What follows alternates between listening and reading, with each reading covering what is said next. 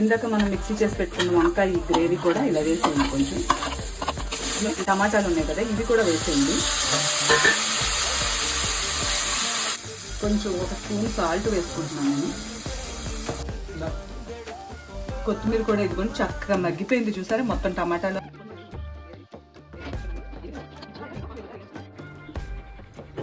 ఇదిగోండి మనం తయారు చేసి పెట్టుకున్న ఈ ఇంగ్రీడియంట్ అంతా కూడా చల్లారిపోయింది.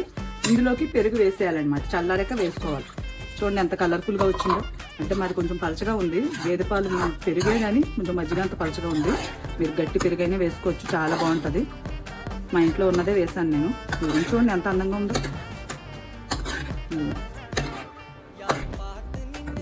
చూసారండి కాల్చిన వంకాయ పెరుగు పచ్చడి చాలా టేస్ట్గా ఉంటుంది. మీరు కూడా ట్రై చేసి